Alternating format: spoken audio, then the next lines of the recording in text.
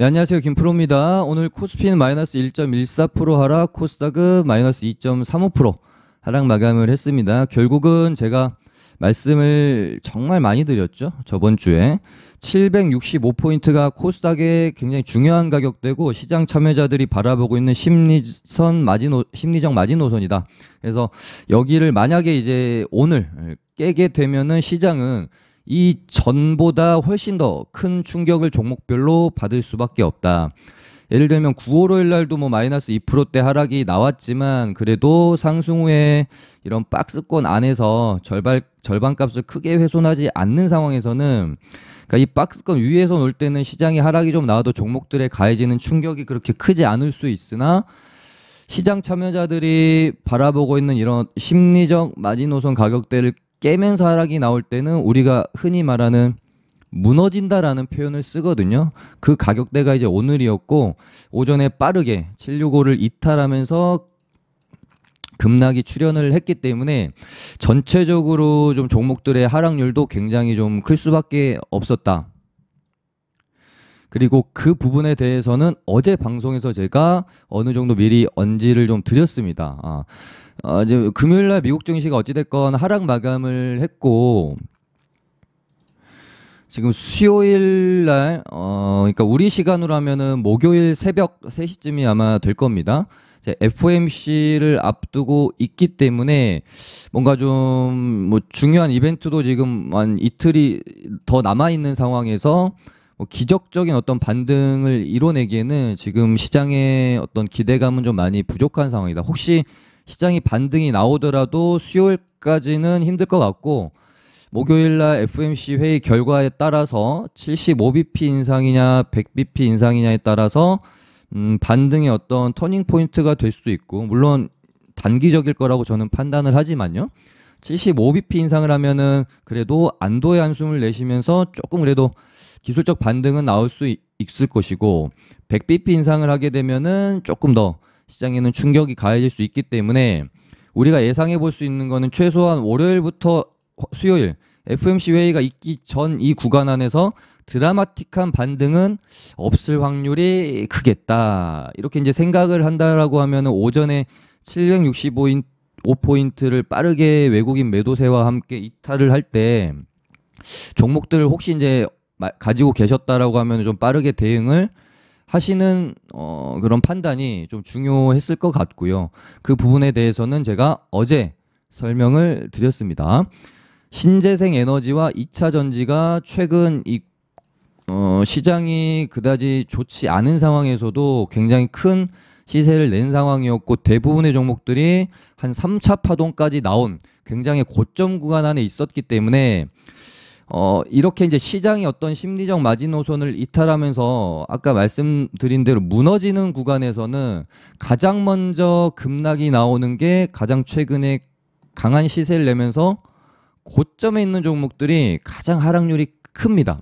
그러면서 뭐 단기일지 장기일지는 모르겠지만 고점이 형성이 될 수밖에 없었다. 물론 시장이 여기를 이제 또 지켜내고 박스에서 이렇게 놓으려고 하는 의지를 보였다라고 하면은 조정이 나왔더라도 크지는 않았을 것으로 보여져요. 뭐 5일선이나 뭐 11선 윗구간에서 좀 버텼을 건데, 시장이 무너질 때는 어제 다시 한번 제가 뭐 강조드리면서 말씀을 드렸던 시장이 어떤 심리적 기준선을 깨고 급락이 나올 때는 가장 먼저 매물 출회가 심하게 되는 섹터와 테마는 시세가 많이 나서 가격적으로 고점에 있는 테마와 섹터에서 급락이 연출이 되기 때문에 제가 어제 신재생과 2차 전지의 고점 가능성에 대해서 이제 중요한 기로다.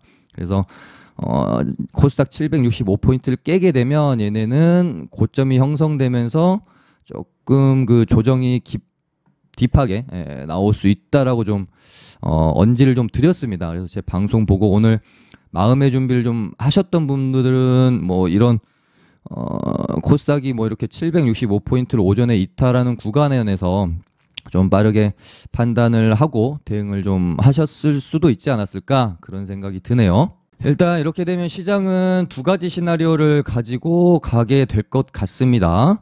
이제 월요일이고 화요일, 수요일까지는 말씀드린 대로 드라마틱한 어떤 반등을 기대하기는 좀 힘들 겁니다. 뭐 이 정도 뭐 반등은 나올 수는 있겠죠. 근데 뭐 갑자기 이런 식으로 추세를 돌려내는 드라마틱한 반등을 기대하기는 힘든 상황에서 이제 FOMC 회의가 열릴 거고 FOMC 회의를 기점으로 이런 식으로 쌍바닥을 만들어 갈지 아니면 요렇게 떨어지면서 결국은 전저점을 한번 다시 테스트를 하러 가는 그런 흐름으로 갈지. 그러고 나서 그다음 이제 중요한 이벤트는 또다시 이제 물가지수가 되겠죠. 이제 10월에 발표될 물가지수에 따라서 여기서 또 이런 식으로 반등이 나올지 아니면 결국은 이 저점까지 깨고 하락하는 정말 지금으로서는 뭐 상상하고 싶지 않은 그런 시장의 모습이 연출이 될지 그 부분은 일단은 FOMC 회의를 지나고 나서 좀 판단을 해야 될 부분이 될 것 같습니다. 네, 그럼 테마 한번 살펴볼 텐데요. 사실상 제가 드릴 수 있는 말씀이 많지는 않은 것 같아요. 어찌됐건 물론 이제 시장이 안 좋은 구간에서 얘네들이 힘을 쓰면서 올라오긴 했지만 지금은 좀 상황이 다릅니다. 시장이 무너지는 구간 안에 있고 거기다가 이렇게 시장이 무너질 때 가장 조심해줘야 되는 그 고점에 있는 종목들, 최근에 가장 시세를 많이 냈던 종목들이기 때문에 얘네들은 이제는 시장에 순응해서 갈 수밖에 없을 것이다 라고 생각을 해요. 그래서 시장이 뭐 하락하는데도 얘네들이 갑자기 뭐 이렇게 반등을 한다거나 그러기는 지금으로서는 조금 힘든 구간이 아닌가. 물론 뭐 추세가 완전히 깨졌다라고 말할 수 있는 상황은 아닌 것 같습니다. 물론 이때처럼 뭐 장대음봉 나오고 며칠 이렇게 지지받다가 다시 뭐 이렇게 돌아 나갈 수도 있겠지만 지금으로서는 이제 시장이 FOMC 회의 기점으로 반등이 나오느냐 그러지 못하고 추가 하락이 나오느냐에 따라서 얘네들도 운명이 정해지지 않을까? 뭐 저는 그렇게 생각을 합니다. 그래서 이런 구간에서 일단 어느 정도의 지지력은 나올 것으로 보여집니다. 그러다가 이제 시장이 FOMC 회의 지나고 반등이 나오면 얘네들도 다시 전고점을 한번 트라이하러 갈 수도 있겠고요. 시장이 반등이 나오지 못하면 이렇게 아마 추가적으로 조정 구간으로 들어갈 가능성이 저는 좀 크다라고 봅니다. 그래서 현대에너지는 한 65,000원, 정말 깊게 보면 한 6만원까지도 이제 추가 조정이 나올 수 있음을 좀 열어놔야 될 것 같고요. 하나솔루션은 금요일 날 매를 좀 이미 맞아서 그런지 오늘은 또 하락폭이 그렇게 크지는 않았거든요. 외국인 프로그램 매수도 엄청 들어왔는데 일단 이제 지지력이 좀 나올 수 있는 구간이기는 해요. 요때 저점이기도 하고 지금 기준선에 걸쳐서 지지가 나왔거든요. 여기서 이제 뭐 이런 식으로 좀 반등이 나왔다가 똑같습니다. 시장 반등이 나오면은 전고점 다시 뭐 테스트하러 한번 갈 수도 있고 시장이 무너지면 기술적 반등이 좀 나오다가 이렇게 이제 같이 무너질 수밖에 없지 않을까. 그래서 얘는 뭐 한 47,500원이나 딥하게 보면 한 45,000원까지 열어놔야 된다. 시장이 추가 하락이 나왔을 때 시나리오를 말씀을 드리는 거고요. 그나마 지금 태양광 애들은 괜찮아요. 아직 뭐 추세가 완전히 깨졌다, 끝났다라고 말씀드릴 수 있을 만한 정도는 아니거든요. 근데 사실 이제 풍력이랑 지금 수소 쪽은 좀 이제 힘든 구간이라고 봐야 되겠죠. 좀 이제 흐름이 많이 좀 꺾였고 얘네가 이제 여기서 돌리는 과정이 나오더라도 굉장히 좀 많은 시간이 필요할지 모르겠다. 어느 정도 이제 지지 구간은 오기는 왔거든요. 이런 구간들에서 아마 추가 하락보다는 좀 잡아주고 시장이 반등이 나오면 얘네들도 이렇게 반등은 좀 어느 정도 나오긴 할 텐데 바로 이렇게 좀 전고점까지 회복을 해주기에는 조금 힘겨운 구간이다라고 저는 좀 보고요. 수소애들도 좀 마찬가지입니다. 대명에너지도 여기가 지지가 나올 수 있는 구간은 맞습니다. 25,000원 구간 될 것 같은데 여기죠. 박스권 플레이 됐던 저점 구간. 그래서 여기서 이렇게 반등 좀 나올 수는 있겠지만 다시 이렇게 흐름을 회복하기 위해서는 조금 많은 매물 소화 과정이 필요할 수 있는 자리다. 그 다음에 지금 방산주 중에 현대로템이 시장 대비 굉장히 잘 버티거든요. 얘도 이제 시장만 무너지지 않는다라고 하면은 1파, 2파, 3파로 이렇게 넘어갈 수 있다라고 보는데 약간 시장이 약세를 보일 때도 방어주처럼 성격을 띄어서 그런지 오늘 뭐 그렇게 큰 하락은 없었습니다만은 그럼에도 불구하고 얘도 시장이 무너지면 결국은 추가 하락이 나오면 결국은 얘도 무너질 가능성이 좀 클 수 있겠다. 그래서 뭐 26,000원이나 요 박스권 플레이가 일어났던 요 가격대까지는 열어놔야겠다. 시장이 추가 급락이 나오게 되면요. 네, 그 다음에 2차 전지 애들도 그러니까 신재생보다 사실은 제가 더 걱정이 컸던 것은 얘네들인 것 같아요. 그래서 어제 방송에서도 저 나름대로는 조금 힘을 줘서 단기 고점 가능성에 대비하시라는 말씀을 드렸던 거고 금양은 제가 뭐 이날부터 말씀을 드렸죠. 저는 사실 요날 윗골이 길게 단 날 고점이 나왔다라고 봤는데 이 고점을 다시 채워 올라가더라고요. 근데 그럼에도 불구하고 제가 방송에서 여기 넘기기 좀 힘들어 보이는데 오히려 조금 위험한 자리일 수도 있다. 제가 최근에 그 HLB 설명드리면서 금양도 같이 설명을 드렸지 않습니까? 전고점 이런 식으로 이제 넘기는 척 해놓고 매물 다 넘기는 패턴들도 많기 때문에 조심해야 된다. 이런 식으로. 그래서 금양도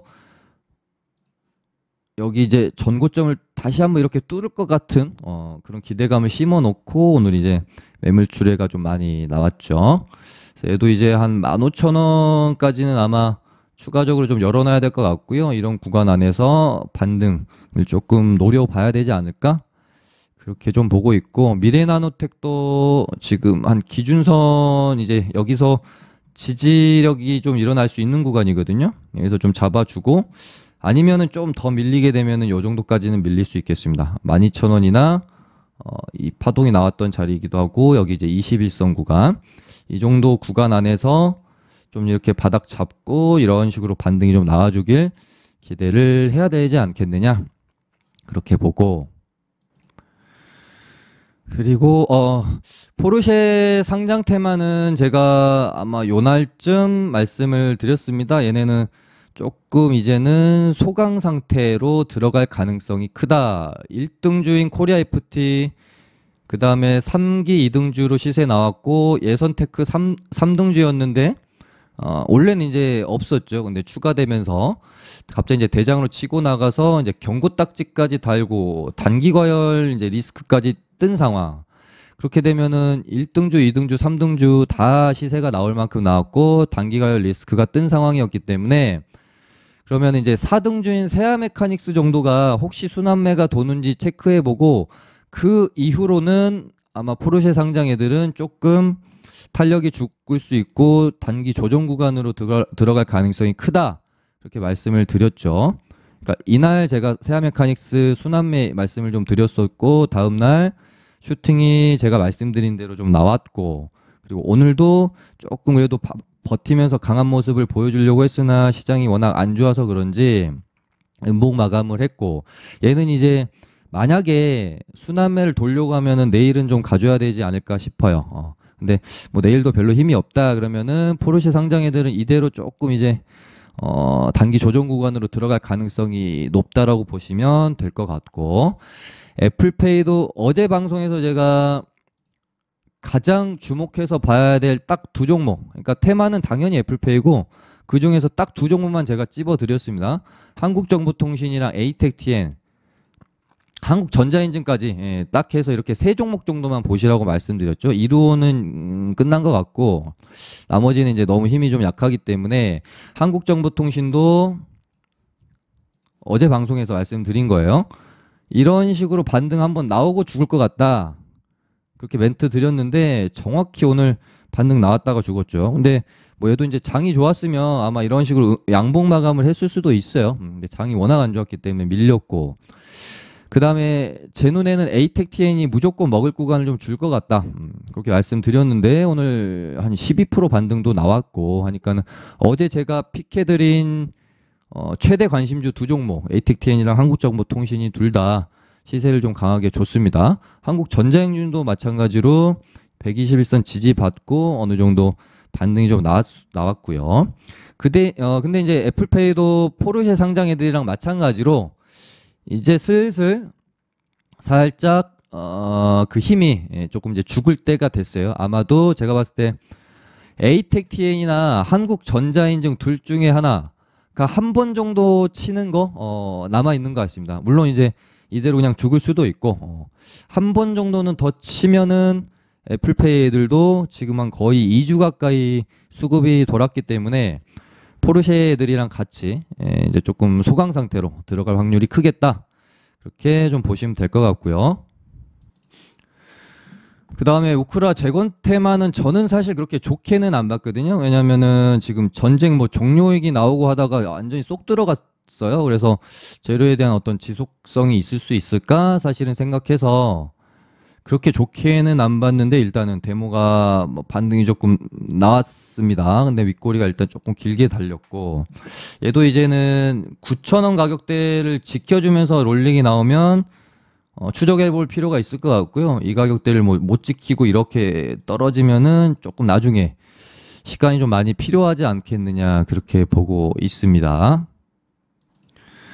그 다음에 이제 저출산 관련주 아가방 컴퍼니가 전고점까지 쭉 이렇게 올려놓더니 시간에서 급락시키고 일단은 오늘 큰 조정이 좀 나왔어요. 그래서 이런 식으로 저점을 좀 지켜내면서 롤링이 나와가지고 이렇게 다시 한번 전고점을 뚫는 흐름이 나올 수도 있고 아니면 여기서 죽을 수도 있겠죠. 아니면 시장이 녹록치 않으니 한 발짝 물러섰다가 한 번 더 뺐다가 이렇게 해놓고 다시 이렇게 흐름이 나올 수도 있겠죠. 여러 가지 좀 시나리오를 세워놓고 일단 봐야 되겠지만 한 21선 기준 잡고 깨면은 뭐 일단 대응했다가 나중에 다시 만들어지면 보던지 해야 될 것 같고요.